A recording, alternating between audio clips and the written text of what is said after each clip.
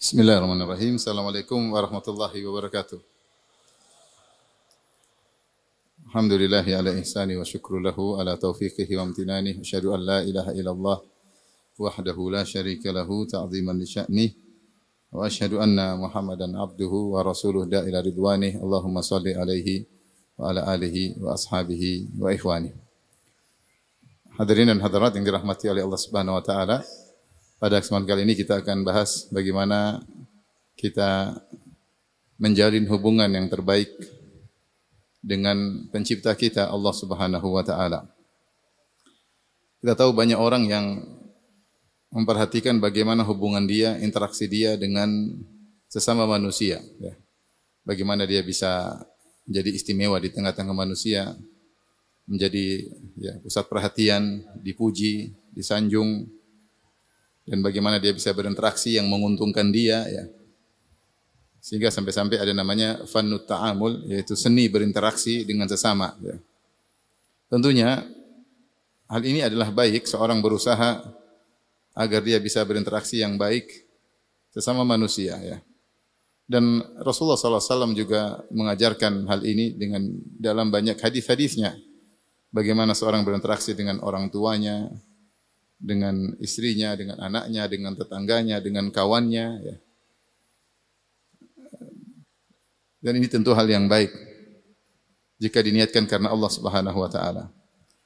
Tetapi yang lebih baik daripada itu, yang lebih penting, bagaimana interaksi kita dengan Allah Subhanahu wa taala. Bagaimana hubungan kita dengan Allah Subhanahu wa taala.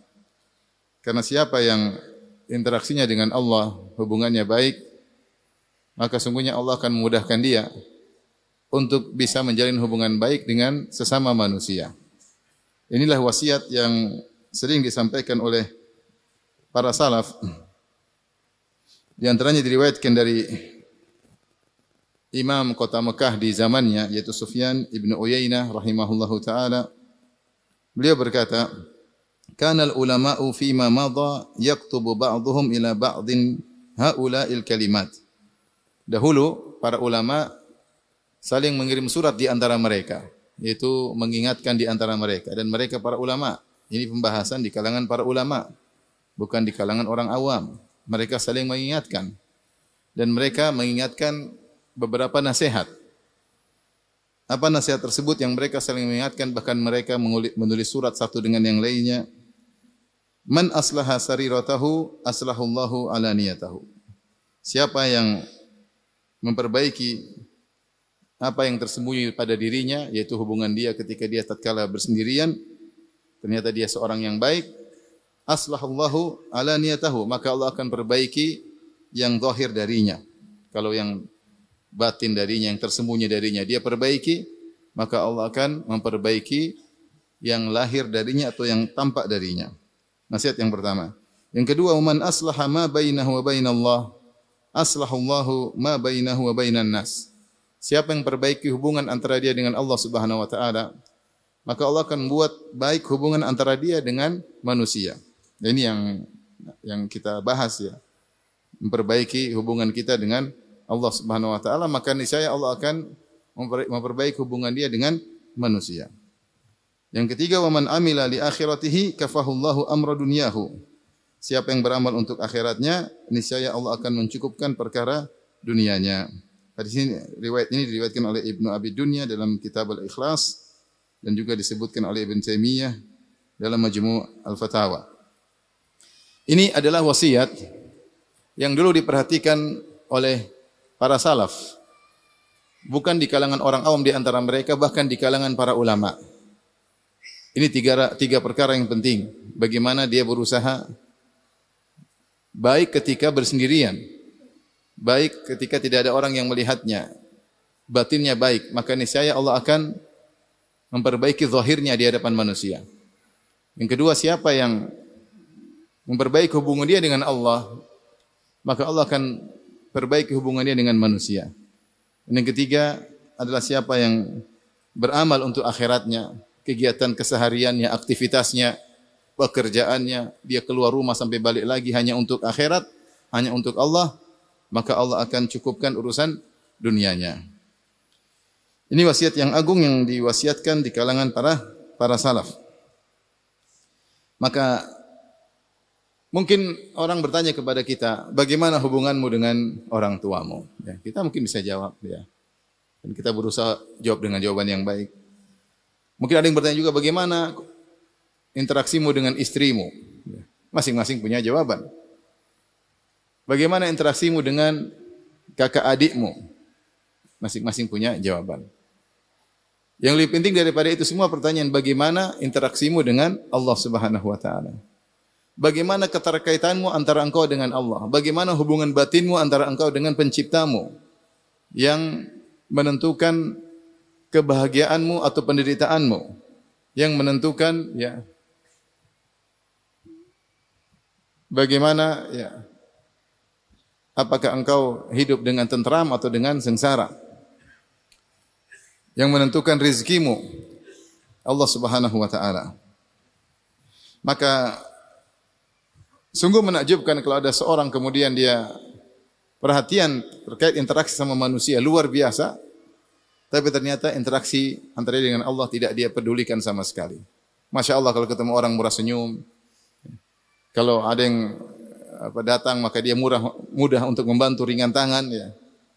Kalau dengan istrinya Masya Allah, ya, dengan orang tuanya Masya Allah, dengan tetangganya, tapi ternyata hubungannya dengan Allah tidak baik. Ini adalah hal yang sungguh merugikan orang tersebut. Maka kita semua malam ini berusaha untuk belajar memperbaiki hubungan kita dengan Allah Subhanahu wa taala, agar hidup kita tentram di dunia, terlebih lagi di alam barzakh, terlebih lagi di akhirat kelak.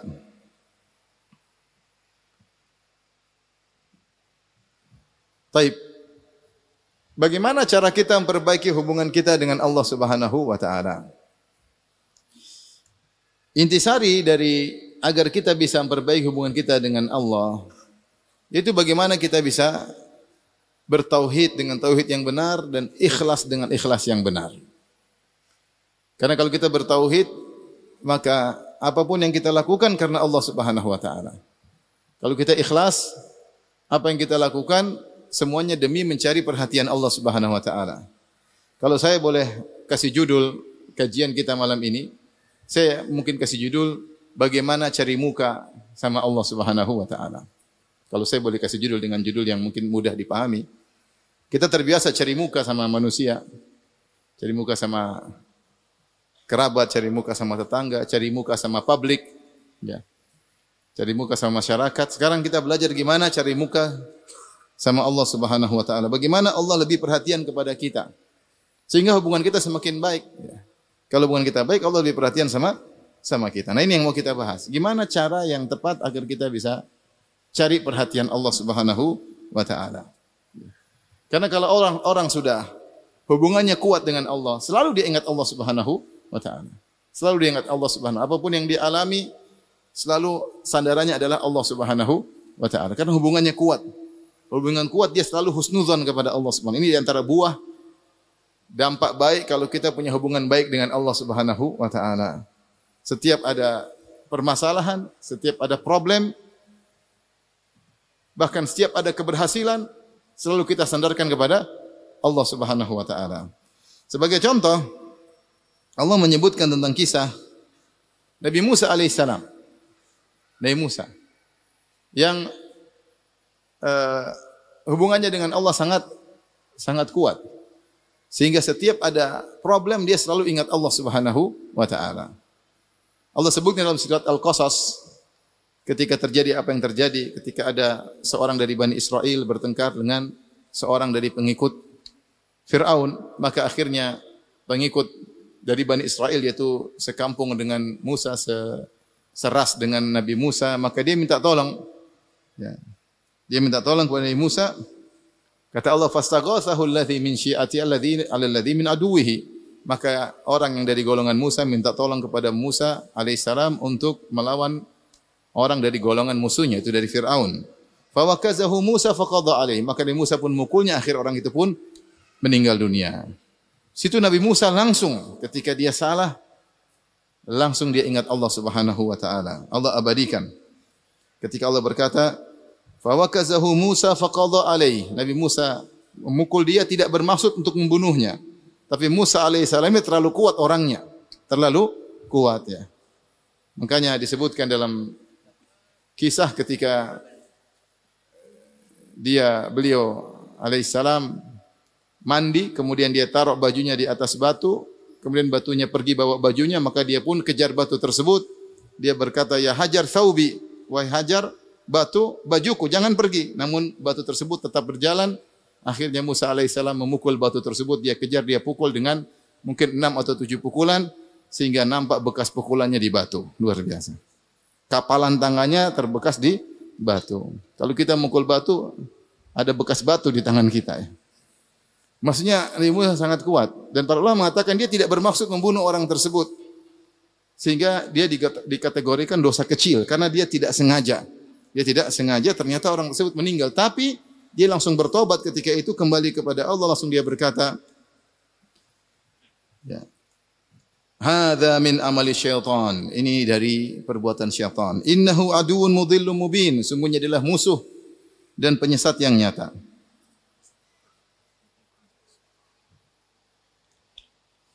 Kemudian beliau berkata, qala rabbi inni zalamtu nafsi faghfirli. Ya Rabbku, ampunilah dosaku. Sungguhnya aku telah menzalimi diriku, telah berbuat maksiat, kesalahan karena telah mengakibatkan orang tersebut mati, maka ampunilah aku. Kata Allah, faghfaralah. Maka Allah pun mengampuninya langsung.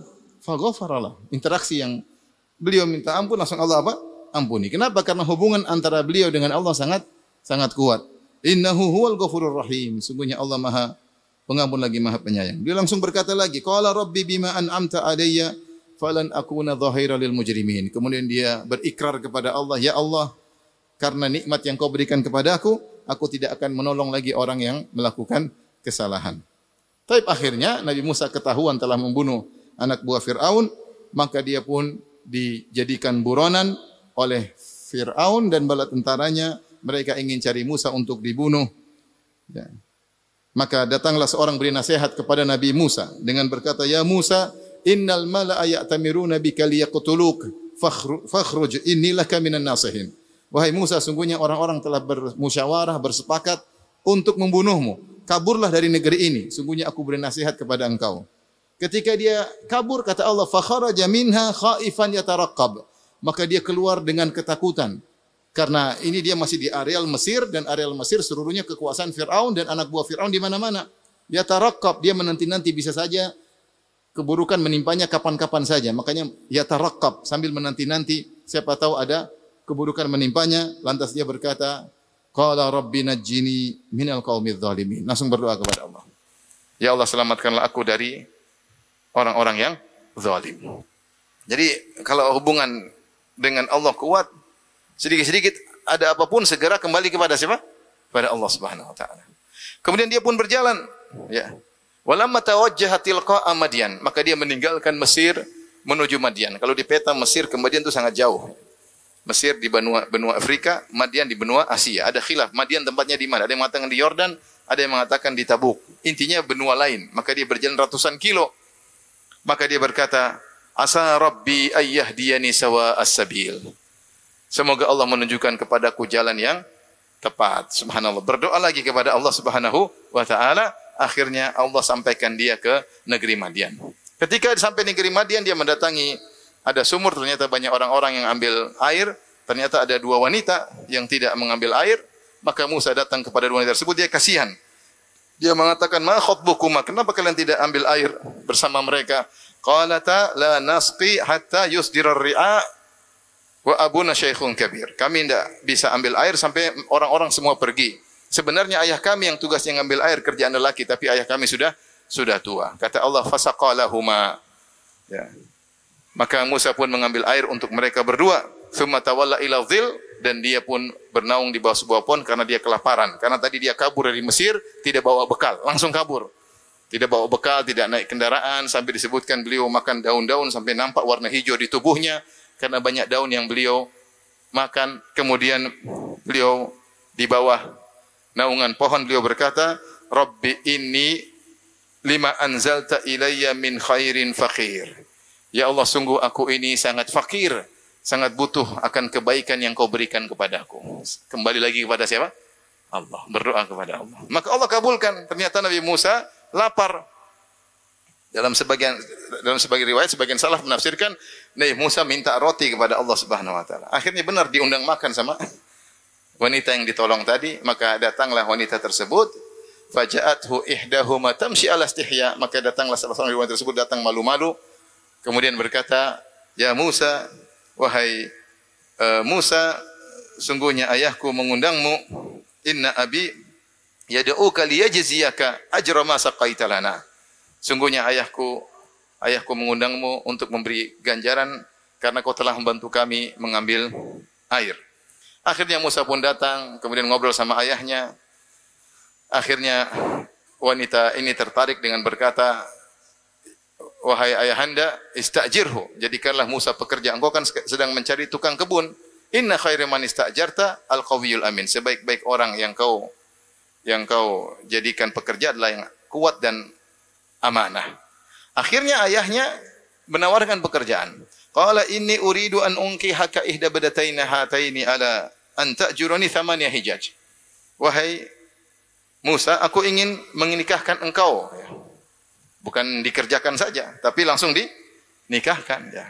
Mumpung ada orang soleh, kapan lagi dapat ketemu orang soleh? Sementara putri-putrinya masih jomblowati. Maka dia berkata, aku ingin nikahkan engkau dengan salah satu dari dua putriku ini. Dengan syarat kau jadi tukang kebun, ngurus kambing selama 8 tahun. Thamaniya hijaj. Fa in atmamta ashran famin indik. Kalau ternyata kau kerja sampai 10 tahun, terserah engkau. Wa ma uridu an asyqa alaik. Aku tidak ingin merepotkan engkau. Satajiduni insyaallahu minas salihin. Kau akan dapati aku orang yang baik. Jadi Musa kalau mau nikah sama putriku suruh kerja jadi tukang kebun berapa tahun? 8 tahun. Berat atau ringan? Berat atau ringan? Ringan ya. 8 tahun bayar mahar. Tapi Musa alaihissalam terima. Ya. Ini dalil bahwasanya akad pernikahan itu akad yang sakral. Sampai Musa rela menghabiskan waktunya 8 tahun, bahkan kata para ulama 10 tahun untuk membayar mahar tersebut. Kata Nabi Musa alaihissalam, qala dzalika baini wa bainak. Ini antara aku dengan engkau. Ayyamal ajalaini qadaitu fala udwana alai. Ya. Satajiduni insyaallah wallahu ala ma naqulu wakil. Kata Nabi Musa, mana yang saya lakukan, apakah 8 tahun atau 10 tahun, ya, maka itu terserah saya, ya. Kemudian kata Nabi Musa, wallahu ala ma naqulu wakil. Allah yang menjadi saksi, menjadi perwakilan atau tempat kita bersandar atas apa yang kita sepakati. Kembalikan lagi kepada siapa?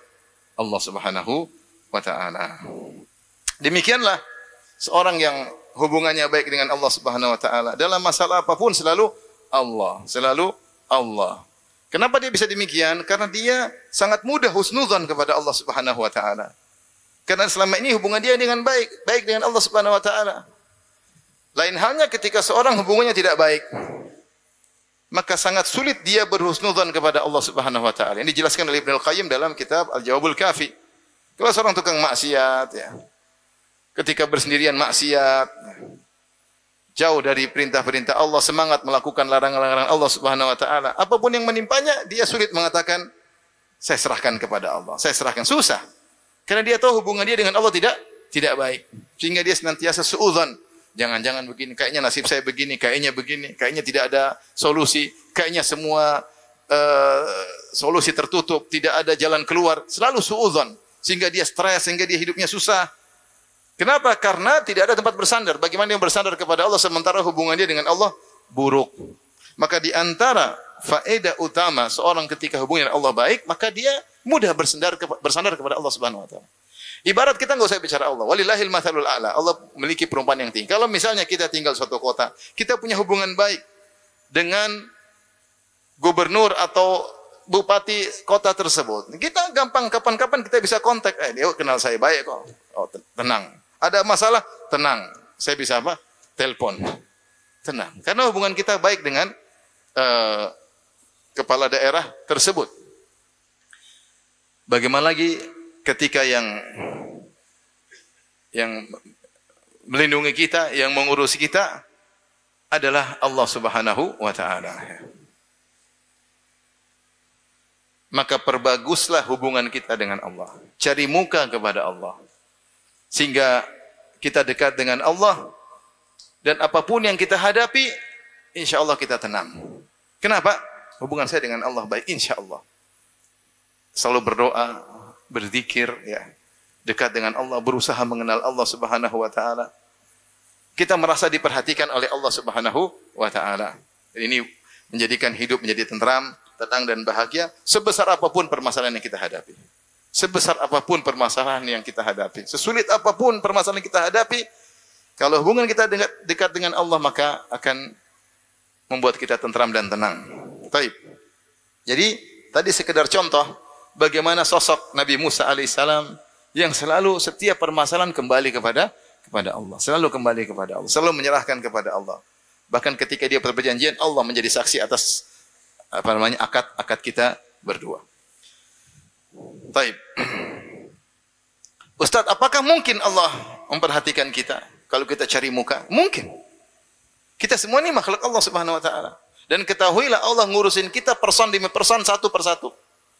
Bukan seperti misalnya kepala negara atau presiden atau gubernur atau bupati. Mereka tidak bisa ngurus kita satu persatu. Sehingga mereka harus punya anak buah itu juga harus punya anak buah. Kenapa mereka tidak mampu ngurus satu persatu? Adapun Allah Subhanahu wa taala ngurusi seluruh makhluknya satu persatu. Jangankan antum, jangankan manusia, jangankan kita. Makhluk selain kita, hewan-hewan diurusi oleh Allah Subhanahu wa taala. Allah berfirman, "Wa ka'ayyim min dabbah la tahmilu rizqaha, Allahu yarzuquha wa iyyakum." Betapa banyak hewan melata tidak bisa ngurusin rezekinya. Artinya hewan kalau kita secara kasat mata dia enggak mampu sebenarnya ngurus rezekinya. Kenapa?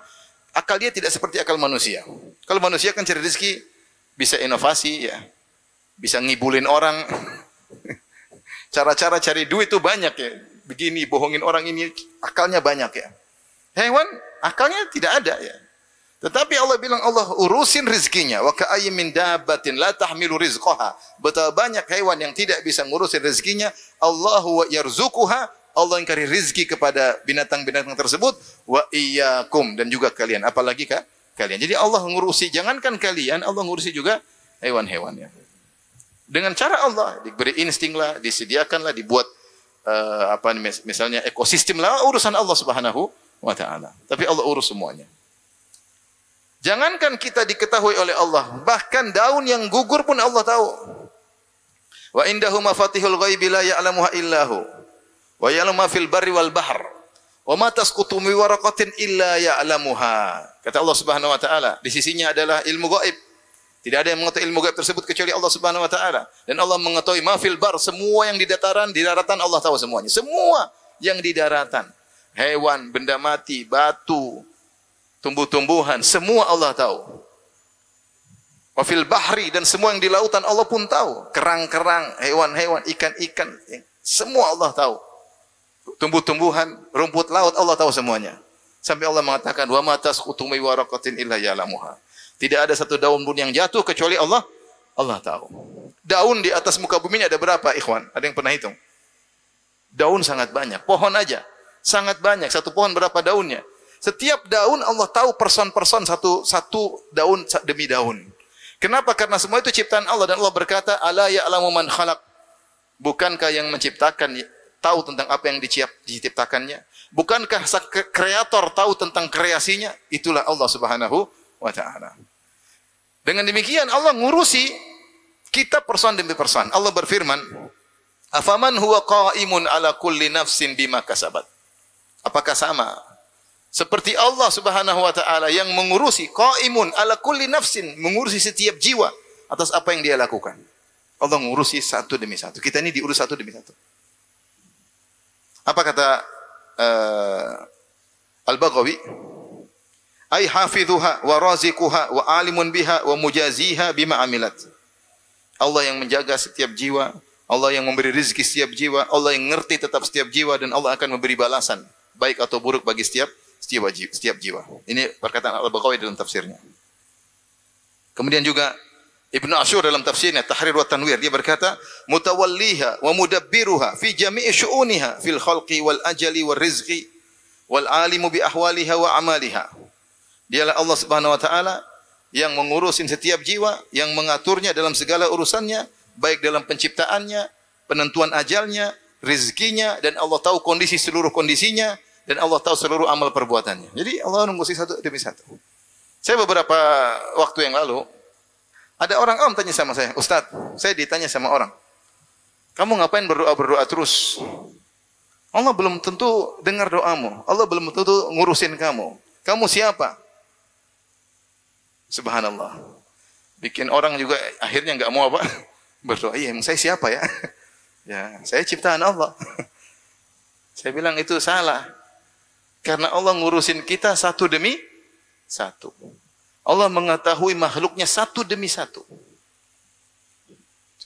Beda dengan saya kata di para penguasa. Para penguasa, pemimpin dosa penguasa, pemilik perusahaan. Dia punya anak buah 10.000. Dia enggak bisa ngurus satu demi satu. Enggak bisa mendengar curhatan 10.000 orang tersebut. Mau mendengar. Tapi kalau demo, dia kabur. Dia butuh direksi butuh ini. Dan dia hanya bisa mendengar sebagian dari curhatan mereka. Itu kalau manusia yang penuh banyak keterbatasan. Tapi Allah Subhanahu wa taala saya bilang jangankan antum Bapak, hewan saja Allah urusin. Jangankan antum Bapak, bagaimana Allah tidak dengar doa antum sementara daun jatuh saja Allah urusin. Kenapa saya sampaikan ini? Agar kita yakin bahwasanya kita ini bisa cari muka sama Allah. Jangan kita pikir, saya ini siapa sih? Emang saya kalau puasa, kalau baca Quran, emang Allah tahu, emang Allah ngurusin saya. Allah ngurusin kita satu person demi person, satu demi satu. Sampai ada orang yang tidak diduga, dikenal ternyata terkenal di sisi Allah. Contoh siapa? Uwais Al-Qarani. Uwais Al-Qarani kata Nabi sallallahu alaihi wasallam, khairut tabi'in, sebaik-baik apa? Tabi'in. Uwais Al-Qarani tidak terkenal. Bahkan dituduh yang tidak oleh kaumnya. Tetapi Allah kenal Uwais. Allah kabarkan kepada Nabi. Dan Nabi kabarkan kepada Umar. Kata Nabi kepada Umar, wahai Umar, akan ada seorang dari pasukan Yaman namanya Uwais. Dari Qaran, dari Murad. Carilah dia. Kalau kau ketemu dia, minta agar dia doakan engkau agar kau diampuni oleh Allah Subhanahu wa taala. Sungguhnya dia dulu punya penyakit baros di sekujur tubuhnya. Kemudian dia berdoa, maka disembuhkan kecuali seukuran dirham di bagian perutnya. Dan dia punya ibu dan dia berbakti. Subhanallah. Akhirnya Umar, setelah wafatnya Nabi, Umar jadi khalifah. Idza jaa amdad min ahli Yaman. Kalau ada pasukan datang dari Yaman, pasukan tambahan untuk berjihad, maka Umar tanya, afikum Uwais? Adakah kalian seorang namanya Uwais? Cari sampai ketemu. Akhirnya ketemu Uwais. Ini Uwais. Umar bertanya, kau Uwais Al-Qarani dari Murad? Iya Amirul Mukminin. Dulu kau punya ibu, terus kau berbakti sama dia. Dia kaget. Ini kok tahu dari mana? Dulu kau punya penyakit, terus kau berdoa disembuhkan oleh Allah. Dari mana anda tahu? Dia kaget. Karena selama ini dia sembunyikan. Dia tidak pernah publish di YouTube atau di Facebook. Saya ini loh dulu sakit kemudian sembuh karena saya berdoa, saya wali Allah, doa saya dikabul. Enggak juga. Dia juga enggak pernah. Dia diam-diam aja. Bahkan ketika dia berdoa, dia minta kepada Allah agar tidak disembuhkan secara total. Dia ingin disisakan. Agar dia selalu ingat dia dulu pernah sakit. Agar dia tidak lupa dengan nikmat Allah. Karena manusia suka lupa dengan nikmat Allah Subhanahu wa ta'ala. Maka dia sampai heran, dari mana anda tahu? Yang kasih tahu Umar siapa? Rasulullah. Yang kasih tahu Rasulullah siapa? Allah. Berarti Allah ngurusin seorang makhluk di ujung sana. Di Yaman. Yang tidak ada yang ngurusin dia. Tidak terkenal di kalangan masyarakat. Tapi Allah urusin dia satu demi satu. Karena ikhwan, maksud saya, kita menjalin hubungan dengan Allah. Jangan menyangka, itu sih mungkin ustadz, atau lulusan Madinah, atau lulusan Yaman, atau lulusan pondok, atau mungkin pejabat. Kita siapa? Apa Allah ngelihat kita? Apa Allah ngurusin kita? Kita bilang jangan ente, daun aja diurusin sama siapa? Allah. Artinya kesempatan cari muka itu besar. Kalau kita mau cari muka sama presiden, mudah atau susah? Susah lah mau cari muka sama presiden. Cari muka sama ustadz aja susah. Apalagi sebagian ustadz ada ring satunya, ada ring duanya, tambah susah lagi. Tapi kalau mau cari muka sama Allah, terbuka untuk siapa saja. Siapa mau cari muka bisa. Mau anda pejabat, mau orang kaya, mau orang miskin. Mau ganteng, mau setengah ganteng. Mau cantik, kurang cantik ya. Mau punya duit, enggak punya duit. Kalau mau cari muka, pintu terbuka selebar-lebarnya. Dan Allah mengatakan dalam hadis qudsi, ya, man taqarraba ilayya shibran taqarrabtu ilaiha dzira'an. Siapa yang mendekatkan dirinya kepadaku sejengkal, aku akan mendekat kepadanya sehasta. Usaha manusia sedikit, Allah balas dengan lebih. Dan itulah asyakur. Dialah Allah asyakur, yang maha berterima kasih kalau bahasa kita. Artinya kita lakukan sedikit, balasannya jauh lebih banyak. Yang penting, luruskan niat. Nah, sekarang kita membahas bagaimana cari muka kepada Allah. Itu pembahasannya. Judulnya apa? Bagaimana cari muka kepada Allah Subhanahu wa taala. Baik. Di antara cara untuk mencari muka kepada Allah Subhanahu wa taala, ya,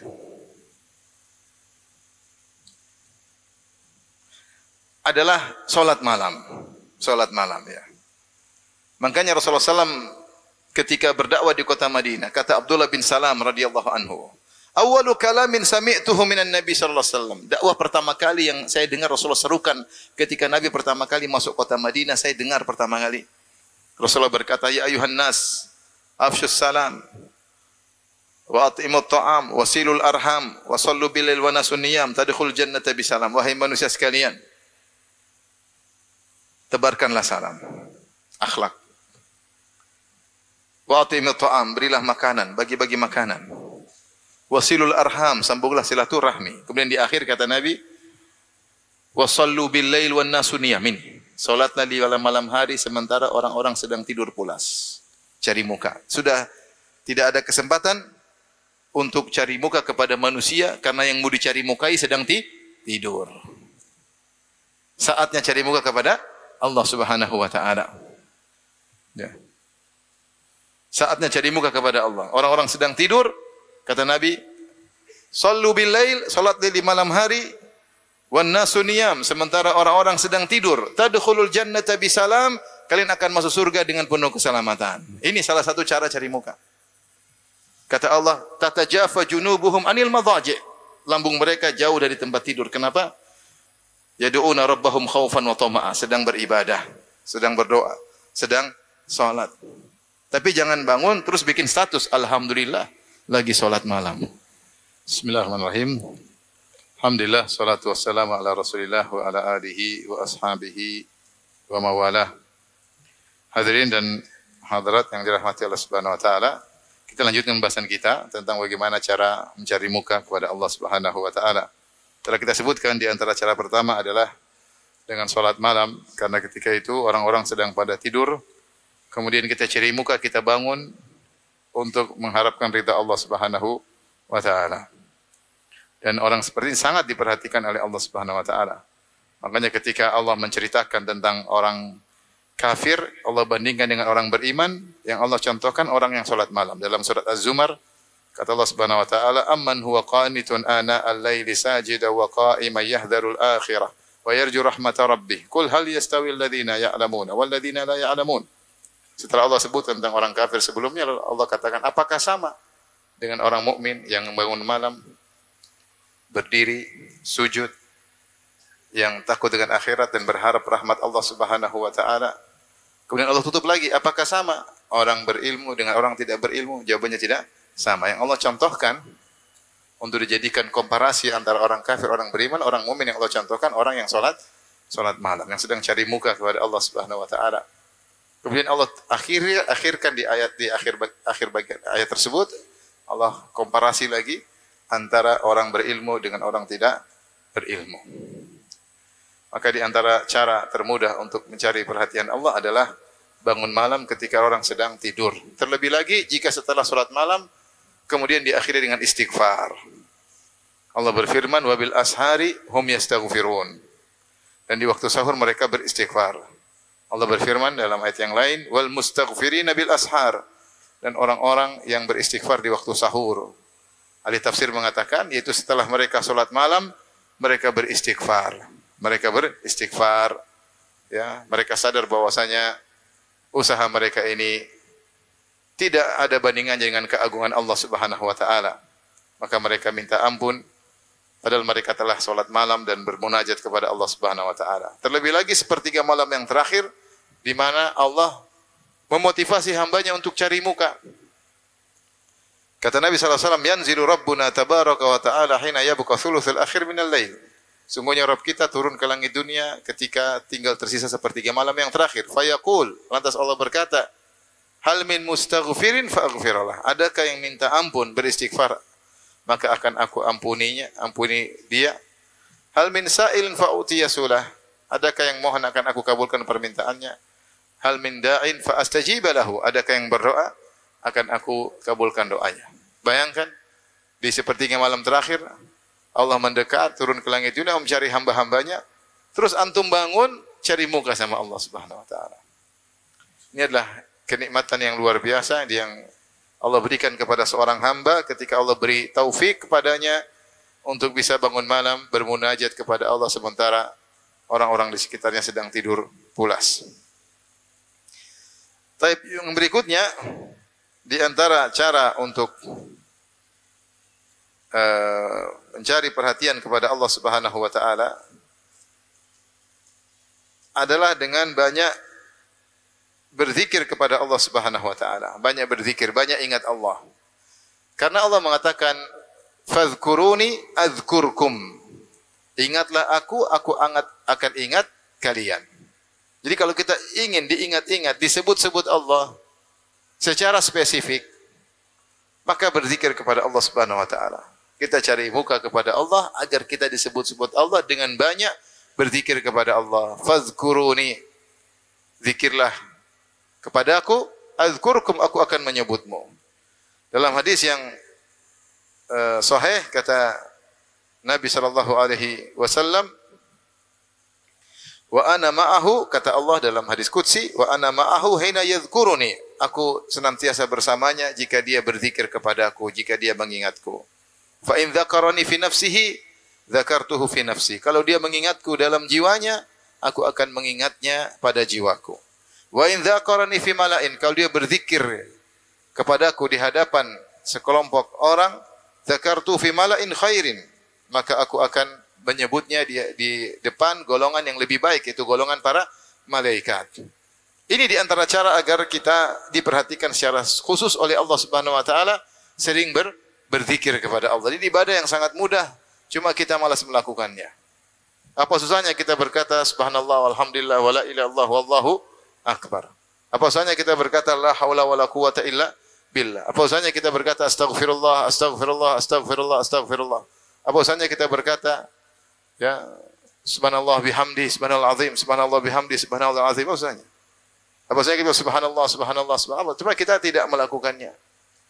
Oleh karenanya ketika seorang minta wasiat kepada Nabi sallallahu alaihi wasallam, Rasulullah SAW berkata, "La yazalu lisanuka ratban min dzikrillah." Senantiasa lisanmu basah dengan berzikir kepada Allah. Maka saya nasihat diri saya pribadi dan juga kepada hadirin hadirat agar tidak buang-buang waktu kalau kita lagi sendirian, lagi naik motor, lagi naik kendaraan. Jangan lupa kita berzikir, astagfirullah, astagfirullah, astagfirullah. Bisa enggak sambil masak, sambil istighfar? Bisa. Astagfirullah, astagfirullah, bisa. Bisa enggak nyetir sambil istighfar? Bisa. Astagfirullah, astagfirullah. Apalagi pas lihat astagfirullah. Astagfirullah. Jangan alhamdulillah. Bisa. Bisa. Bisa. Artinya kita bisa nyambi sambil beraktivitas zikir kepada Allah. Ibadah yang sangat pahalanya banyak. Setiap kita ingat Allah, yakin Allah ingat kita. Secara spesifik. Ini di antara cara cari muka kepada Allah Subhanahu wa taala. Kemudian di antara cara cari muka kepada Allah Subhanahu wa taala adalah tadabbur, baca Al-Qur'an tapi dengan tadabbur. Dengan tadabbur. Kita sekarang mulai progres dalam membaca Al-Qur'an. Mungkin kita sering baca Quran tanpa tadabbur, sekarang kita berusaha baca Al-Qur'an dengan apa? Tadabbur. Berusaha kita mencari tahu apa sih maunya Allah kirim surat kepada kita melalui nabinya. Ayat ini maksudnya apa? Apa di balik ini ada rahasia apa? Surat ini kandungannya apa? Kita mulai baca. Mulai kita menggelitik jiwa kita untuk mencari tahu. Untuk mencari tahu. Ya.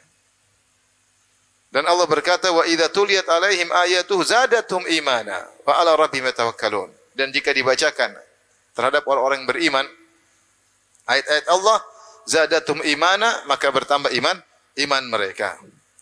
Dan Allah mengatakan, qad ja'akum mau'izatun min rabbikum wa syifaa'un lima fis sudur. Telah datang pada kalian Al-Quran yang merupakan mau'izah, wejangan dari Rabb kalian. Allah kasih wejangan. Nah, kita ngerti enggak wejangan tersebut?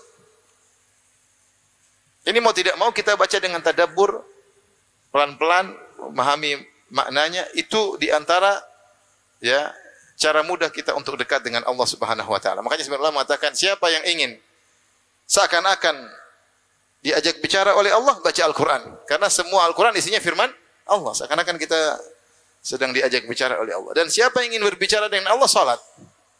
Siapa yang ingin berbicara dengan Allah, maka salat. Islam mudah, mau connecting dengan Allah mudah. Connecting langsung salat. Mau seperti seakan-akan kita sedang diajak bicara oleh Allah, baca Al-Quran. Semua isinya adalah firman Allah. Kita berusaha, maksud Allah ini, surat ini bicara dengan kita menyampaikan. Karena semua Al-Quran ditujukan kepada hamba-hambanya. Ini maksudnya apa? Ya, maksudnya apa? Ya. Maka baca Al-Quran dengan tadabbur, maka wasilah paling utama untuk mengetahui apa sih yang Allah inginkan dari kita. Sampai menurunkan surat-surat tersebut. Maka sisihkan waktu baca Al-Quran dengan tadabbur, sisihkan waktu dengar tafsir, kajian-kajian tafsir, baca tafsir. Selain kita baca, kita juga berusaha mentadabburi. Tapi di antara cara mencari muka kepada Allah, memperbanyak amalan-amalan sunnah. Kata Allah Subhanahu wa taala dalam hadis qudsi, "Wala yazalu 'abdi yataqarrabu ilayya bin nawafil hatta uhibbah." Senantiasa hambaku mendekatkan dirinya kepadaku dengan perkara-perkara sunnah sampai aku mencintainya. Fa idza ahbabtuhu, kalau aku sudah mencintainya, kuntu sam'ahu alladhi yasma'u bihi wa basarahu alladhi yubsiru bihi. Aku menjadi pendengarannya yang dia mendengar dengannya, aku menjadi penglihatan yang dia melihat dengannya. Wa yadahu allati yabtishu biha, aku menjadi tangan yang dia mukul dengan tangannya tersebut. Wa rijlahu allati yamshi 'alaiha, aku menjadi kaki yang dia melangkahkan berjalan kakinya tersebut dalam sebagian riwayat. Wa lisanahu alladhi yantiqu bihi, aku menjadi lisan yang dia berkata dengan lisan tersebut. Wa qalbahu alladhi yaqilu bihi, aku menjadi hatinya yang dia berfikir dengan hatinya tersebut. Maksudnya kata para ulama, yaitu Allah beri taufik kepada dia hamba ini karena Allah beri perhatian khusus sehingga Allah jaga matanya, dia tidak sembarang melihat. Kalau melihat yang buruk dia langsung istighfar. Allah menjaga telinganya, dia tidak betah mendengar hal-hal yang tidak baik. Allah menjaga kakinya, Allah menjaga tangannya, Allah menjaga hatinya sehingga dia tidak berfikir yang tidak baik. Berusaha berfikir yang bermanfaat. Allah menjaga lisannya sehingga dia tidak mengucapkan kata-kata yang tidak bermanfaat atau kata-kata yang mendatangkan kemurkaan Allah. Kapan Allah jaga itu? Allah jaga dia, Allah bimbing dia ketika dia dicintai oleh Allah. Kalau Allah sudah mencintai seorang, berarti Allah perhatian sama dia, berarti ada perhatian khusus. Kapan dia dicintai oleh Allah? Ketika dia banyak melakukan amalan-amalan sunnah. Nah, kita belajar, kita menamakan diri kita ahlu sunnah, yaitu orang yang suka melakukan sunnah Nabi SAW. Maka jangan sepelekan sunnah-sunnah keseharian. Berusaha kita hidup di atas sunnah. Ya. Mau tidur jalankan sunnah, mau toilet jalankan sunnah, keluar rumah baca doa, keluar selalu menjalankan sunnah. Sunnah di rumah seperti apa, keseharian seperti apa, berusaha menjalankan sunnah. Terkait dengan puasa sunnah, terkait dengan sholat sunnah, terkait dengan sedekah sunnah, berusaha. Semakin banyak perkara sunnah yang kita lakukan, semakin dicintai oleh Allah Subhanahu wa taala. Ya. Oleh karenanya ini butuh belajar, dan ketika kita niatkan jalankan sunnah agar dicintai oleh Allah Subhanahu wa taala. Sampai seorang salaf, kalau tidak salah Sufyan Ats-Tsauri berkata, "Ini istata'ta alla tahukka ra'saka illa bisunnah faf'al." Kalau kau mampu tidak menggaruk kepala kecuali ada sunnahnya. Kalau seandainya ada sunnahnya, Nabi kalau garuk kepala caranya begini, ikuti kalau memang ada. Sehingga setiap kita melakukan sesuatu, kita ingat Nabi SAW yang menyuruh kita untuk menjalankan sunnahnya, dan Allah yang menyuruh kita untuk mengikuti sunnah Nabi SAW. Qul in kuntum tuhibbunallaha fattabi'uni. Katakanlah wahai Muhammad kepada mereka, kalau kalian cinta kepada Allah, maka ikutilah aku. Yuhibbukumullah, niscaya Allah akan mencintai kalian. Timbul pertanyaan, kenapa kalau mengikuti sunnah Nabi dicintai oleh Allah? Jawabannya mudah. Karena yang paling tahu apa yang dicintai oleh Allah adalah Nabi Muhammad sallallahu alaihi wasallam. Yang paling tahu apa yang dicintai oleh Allah adalah Nabi sallallahu alaihi wasallam. Ketika kita mengikuti sunnah Nabi, berarti kita melakukan apa yang dicintai oleh Allah. Kalau kita melakukan apa yang dicintai oleh Allah, maka Allah akan mencintai kita. Maka tidak usah sepelekan sunnah. Dalam segala hal, sunnah kita perhatikan dalam akhlak, dalam berpakaian, dalam adab. Kita tidak melalaikan atau meremehkan sunnah apapun. Semakin banyak sunnah kita kerjakan, semakin diperhatikan oleh Allah Subhanahu wa taala dan hubungan kita semakin baik dengan Allah Subhanahu wa taala. Baik. Di antara cara mencari muka kepada Allah Subhanahu wa taala ini juga banyak berdoa. Orang yang paling banyak berdoa adalah Nabi Muhammad sallallahu alaihi wasallam. Coba cari buku tentang kumpulan doa. Banyak atau tidak? Banyak. Nabi setiap kegiatannya berdoa. Dan Allah telah berfirman, "Wa idza sa'alaka ibadi anni fa inni qaribun ujibu da'watad da'i idza da'an." Jika hamba-hambaku bertanya kepada engkau tentang aku, katakanlah aku sangat dekat, aku mengabulkan orang yang berdoa kepadaku. Yaitu Allah sangat dekat dengan orang yang berdoa kepada Allah Subhanahu wa taala. Maka kalau kita ingin dekat dengan Allah, sering berdoa. Sering mengantungkan hati kita, connecting. Bukankah kalau kita berdoa, kita connecting dengan Allah? Iya, kita connecting. Maka berusaha belajar doa-doa keseharian. Praktekan. Doa keluar rumah, doa masuk rumah. Mau makan, bilang bismillah. Setelah makan, bilang apa? Masuk WC, keluar WC. Mau berhubungan dengan istri, apa doanya? Mau tidur, apa doanya? Naik kendaraan, apa doanya? Ketika masuk suatu negeri, apa doanya? Doa. Mau safar, apa doanya? Pulang dari safar, apa doanya? Menyungguh orang sakit, apa doanya? Ketika mengantar jenazah sampai di kuburan, apa doanya? Apa yang berusaha selalu berdoa kepada Allah Subhanahu wa taala. Dan saya bilang kalau kalau kita lupa, minimal kita bilang apa? Bismillah. Kalau lupa, bilang bismillah. Sering berdoa. Makanya Nabi sallallahu alaihi wasallam ketika haji wada, Rasulullah SAW berdoa dari duhur sampai maghrib. Beliau wukuf di atas ontanya di bawah terik matahari. Kemudian beliau angkat kedua tangannya berdoa kepada Allah, bermunajat. Ketika ontanya bergerak, saat tangan kirinya memegang kekang onta agar bisa tenang, tangan kanannya tetap mengadah ke langit meminta kepada Allah Subhanahu wa taala dengan doa yang sangat panjang. Kita enggak kuat doa panjang-panjang. Berdoa 5 menit sudah habis. Ya Allah, utangi lunasan hutangku. Ya Allah, cepatkan jodohku. Ya Allah, selesai habis itu apalagi bingung. Padahal kebutuhan kita sangat-sangat banyak. Maka orang yang dekat dengan Allah yaitu orang yang senantiasa bersandar kepada Allah. Makanya Nabi mengatakan, "Ya Hayyu ya Qayyum, bi rahmatika astaghits, faslih li sya'ni kullahu wa la takilni ila nafsi tarfata ain." Wahai Zat yang Maha Hidup, yang Maha Qayyum, dengan rahmat-Mu aku mohon pertolongan kepadamu. Perbaiki segala urusanku, jangan biarkan aku bersandar kepada diriku meskipun sekejap mata. Jangan. Senantiasa kita connecting dengan Allah, berarti kita dekat. Senantiasa berdoa. Bismillah. Berdoa, tawakal kepada Allah Subhanahu wa taala. Ini menjadikan kita terasa dekat dengan Allah Subhanahu wa taala. Baik, di antara cara mencari muka kepada Allah Subhanahu wa taala, dan ini adalah al-khafi, yaitu khafa. Kata Nabi sallallahu alaihi wasallam, "Innallaha yuhibbul 'abda at-taqiyyal ghaniyyal khafi." Allah mencintai hamba yang bertakwa, yang al-ghani, al-khafi. Al-ghani yaitu maksudnya dia merasa cukup, al-khafi maksudnya dia tidak suka tampil. Agar fokus mencari muka kepada Allah, sebisa mungkin jangan suka tampil, kecuali dalam tampilanmu itu ada faedahnya. Karena sebagian orang memang harus tampil untuk beramar ma'ruf, bernahi mungkar, untuk berdakwah dia tampil. Tapi kalau sebisa mungkin tidak tampil, ada maslahat apalagi terkait dengan ibadah, jangan tampil.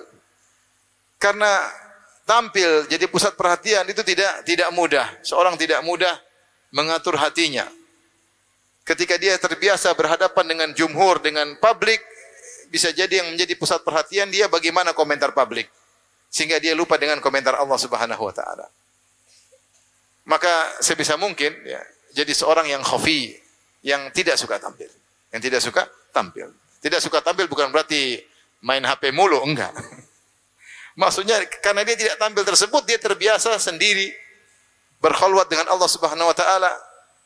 Dia baca kitab, bayangkan sungguh indah seorang di pojok rumah baca kitab tafsir sambil minum kopi Pontianak. Indah.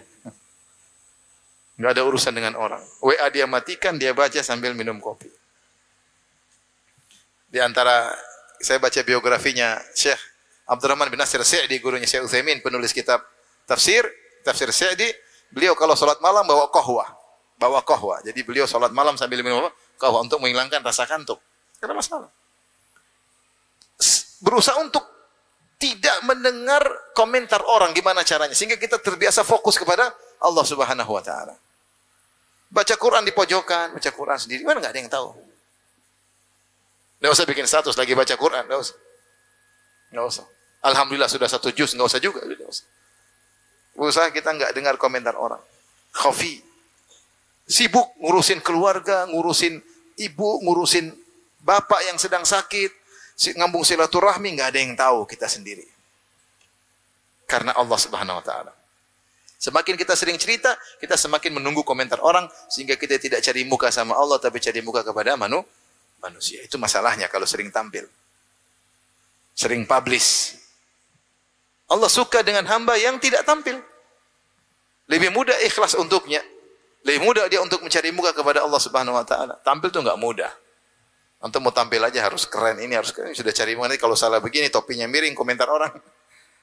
Jadi kalau di sendiri, yang penting penilaian Allah Subhanahu wa taala. Ya.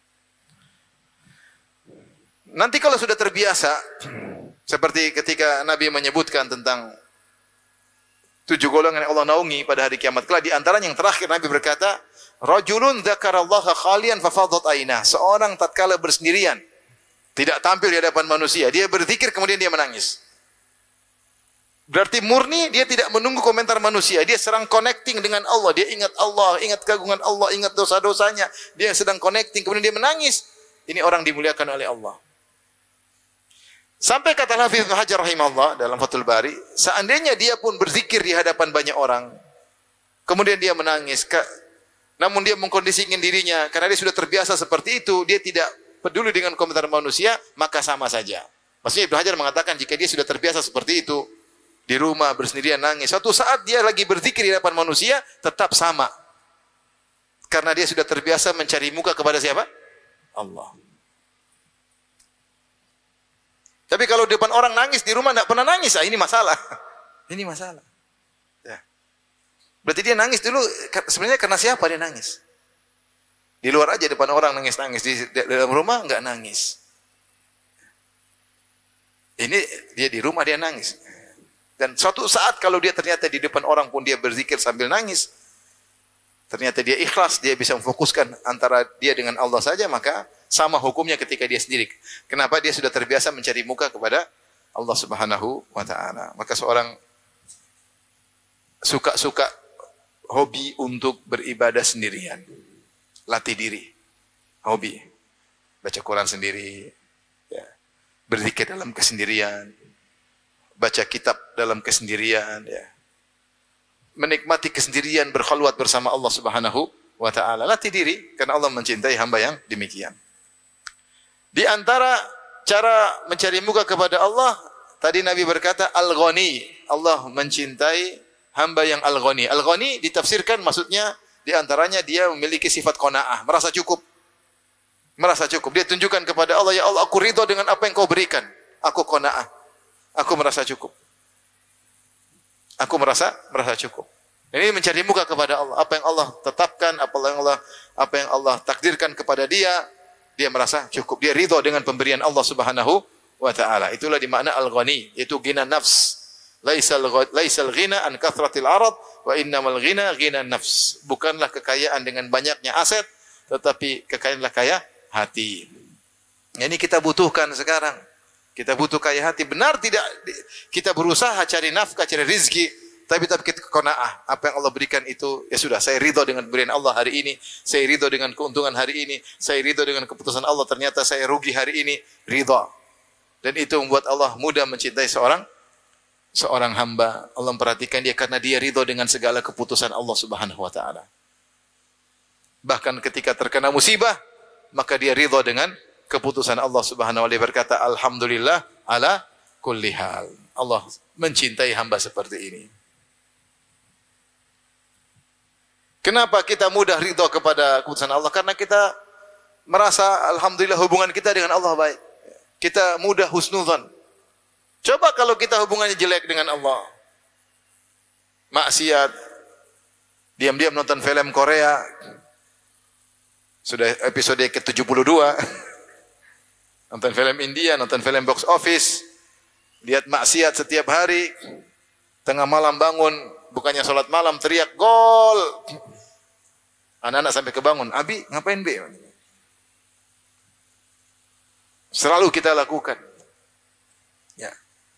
Kalau kita buang-buang waktu, ya, waktu yang istimewa kita tidak gunakan dengan baik, ya, susah kita ridho. Malah kita suudzon, kenapa begini, kenapa begitu, kenapa begini. Maka penting kita dekatkan diri kita kepada Allah. Yang terakhir ikhwan, yang mau saya sampaikan pada kesempatan kali ini, jadi ini di antara perkara yang sangat berat. Cari muka dengan Allah, kepada Allah, dengan membuat orang marah. Cari muka kepada Allah dengan membuat manusia apa? Marah. Meskipun konsekuensinya orang marah sama kita. Diriwayatkan, kataba Muawiyah ila Aisyah. Muawiyah radhiyallahu anhu ketika dia sebagai pejabat, entah sebagai gubernur atau dia sebagai khalifah, Amirul Mukminin. Dia tulis surat kepada Aisyah radhiyallahu anha, Ummul Mukminin. Dalam suratnya dia mengatakan, uktubi ilayya kitaban. Tolong tuliskan surat kepadaku wahai ibunda Aisyah. Tusini bihi wala tukthiri. Berilah wasiat kepadaku dalam surat tersebut dan jangan banyak-banyak wasiatnya. Dia ingin wasiat ringkas bermanfaat. Surat dari seorang khalifah atau seorang pejabat kepada rakyat. Yang diminta adalah seorang wanita sangat mulia, sangat faqihah, yaitu siapa? Aisyah radhiyallahu taala anha, istri Nabi sallallahu alaihi wasallam. Maka fakatabat, Aisyah menjawab surat Muawiyah. Singkat dia mengatakan salamun alaik, yaitu waalaikumsalam. Amma ba'du, kemudian daripada itu, fa inni sami'tu Rasulullah sallallahu alaihi wasallam yaqul. Kasih satu hadis pendek. Sungguhnya aku mendengar Rasulullah sallallahu alaihi wasallam bersabda, "Manil tamasa ridallahi bi sakhatin nas, kafallahu mu'natan nas." Siapa yang mencari keridhaan Allah dengan kemurkaan manusia, maka Allah mencukupkan dia dari urusan manusia. Wa manil tamasa ridhan nas bi sakhatillah, wakalallahu ta'ala ilan nas. Dan siapa yang mencari keridhaan manusia dengan kemurkaan Allah, maka Allah serahkan urusannya kepada manusia. Waalaikumsalam, selesai. Subhanallah. Siapa yang mencari keridhaan Allah dengan kemurkaan manusia. Ini berat. Apa kata netizen? Apa kata netizen? Apa kata audiens? Apa kata orang? Udahlah, enggak usahlah. Sering kita pertimbangan. Kecuali memang dia pertimbangan karena maslahat dakwah. Tapi kalau dia takut perkataan manusia, ini repot. Terkadang seorang mencari muka kepada Allah dengan mengucapkan kebenaran meskipun dibenci oleh masyarakat. Di antara contohnya siapa yang cari muka dengan begitu? Siapa? Nabi Ibrahim alaihissalam cari masalah. Semua pergi, dia hancurin patung-patung. Cari masalah tidak? Antum jangan ikut-ikutan ya. Situasi dan kondisi berbeda. Buktinya Nabi SAW ketika di Mekah selama 13 tahun tidak bisa menghancurkan berhala-berhala karena kemaslahatan dakwah. Ya. Tapi contoh maksudnya ketika Nabi Ibrahim melihat maslahat, cuek dia. Kaumnya lagi pergi, dia ngancurin apa? Patung-patung. Dan dia tidak kabur, dia di situ tenang aja. Ya. Fa'tu bihi ala ayunas, datangkan Ibrahim. Jadi dialog. Man fa'ala hadza bi alihatina? Siapa yang ngancurin patung-patung kami? Ya. Anta fa'alta bi hadza bi alihatina? Kau yang hancurkan patung, melakukan ini sama tuhan-tuhan kita? Ibrahim dengan Entengnya berkata, bal fa'alahu kabiruhum hadza. Ini yang gede yang bikin. Fas'aluhum in kanu yantiqun. Tanya sama patung-patung kecil, tuhan-tuhan kecil. Tanya, benar atau enggak? Kalau memang mereka bisa jawab. Memang dia memang cari perkara. Ya. Tapi banyak dalam hal kita takut. Padahal tidak ada mudarat bagi kita. Yang penting semuanya butuh dengan dapat hikmah dan kebijakan. Bijak dan hikmah. Tapi maksud saya di antara cara mencari muka kepada Allah adalah mencari keridhaannya meskipun orang-orang pada marah. Tatkala kita mengucapkan kebenaran dengan hikmah, dengan bijak, dengan kita pertimbangkan maslahat dan mudarat, maka saat itu Allah akan memperhatikan kita, ridha dengan kita.